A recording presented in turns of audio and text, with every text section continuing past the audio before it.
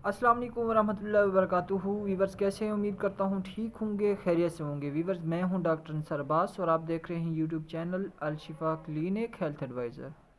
Viewers सबसे पहले request करूँगा, अगर आप मेरे चैनल पर नए हैं तो मेरे चैनल को सब्सक्राइब कर दें और साथ में दिए गए बेल आइकन को प्रेस कर दें ताकि हर आने वाली नई वीडियो आप तक बआसानी पहुँच सके।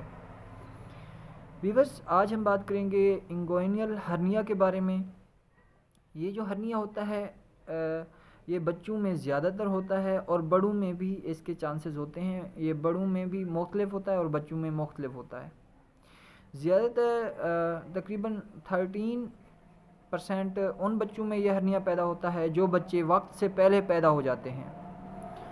तो इसकी डायग्नोसिस कैसी होती है? इसकी डायग्नोज ख़ास तौर पर कॉमन है, घर में वालिदैन ही को पता चल जाता है कि बच्चे को हर्निया है।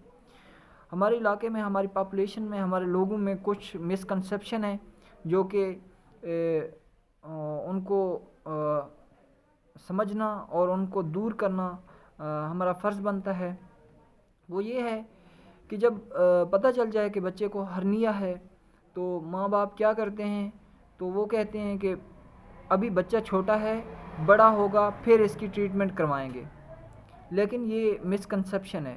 जब भी आपको डायग्नोज हो जाए कि बच्चे को हर्निया है या बड़े बंदे को हर्निया है तो उसकी ट्रीटमेंट लाजमी शुरू करवा देनी चाहिए, स्टार्ट करवा देनी चाहिए। तो इसकी diagnose first of all doctor तो कर लेता है, डॉक्टर को फ़ील हो जाता है। ये होता क्या है, हमारे खुराक की जो नाली है वहाँ से एक नाली निकलती है जो कि मसाने तक आती है। वो फिर नाली उस सूरत में पता चलता है।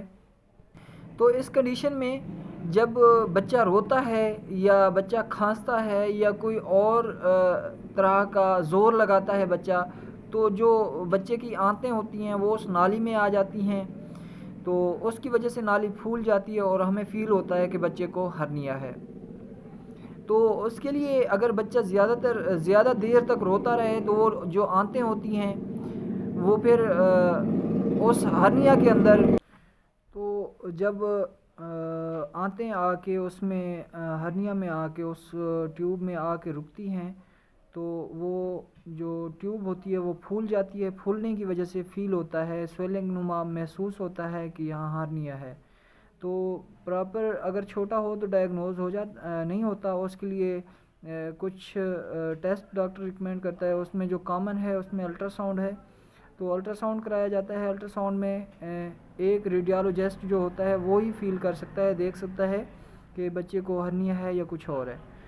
तो इसकी जो ट्रीटमेंट है, ट्रीटमेंट में इसका हल सिर्फ़ और सिर्फ सर्जरी है। सर्जरी के अलावा कोई और ट्रीटमेंट से ये ख़त्म नहीं हो सकती। और ये किसी भी सूरत में हो, चाहे बच्चे की सूरत में हो या बड़ों में हो, तो उसका प्रॉपर हल जो है वो सर्जरी है। सर्जरी के अलावा इसकी ट्रीटमेंट मुमकिन नहीं है।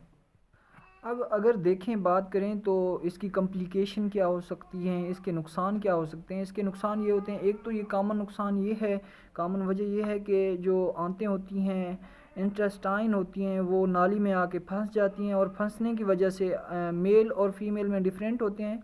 अगर मेल बेबी है तो उसमें जब आंतें आके फंसती हैं, इंटेस्टाइन जब आके सुराख में फंस जाती हैं तो उसके लिए ये होता है कि उसकी जो टेस्टीज़ हैं, टेस्टीज़ में ब्लड सप्लाई रुक जाता है। रुकने की वजह से जो टेस्टीज़ हैं वो मुतासर हो सकते हैं और बेबी जो है ना लाइफ लॉन्ग के लिए, लाइफ टाइम के लिए उसको परेशानी का सामना करना पड़ सकता है।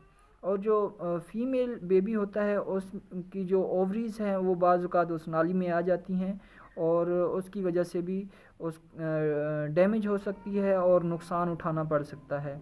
तो इसके लिए बेहतर यही है कि जब भी आपको डायग्नोज हो, पता चले कि बच्चे को हर्निया है, तो उसका ऑपरेट करा लें उसी वक्त। आइंदा आने वाले वक्त में आपको परेशानी का सामना नहीं उठाना पड़ेगा। अदरवाइज़ अगर आप वेट करेंगे, डिले करेंगे, तो आपके लिए काफ़ी नुकसान का सामना आपको करना पड़ेगा जो कि बहुत ज़्यादा ख़तरनाक भी हो सकता है।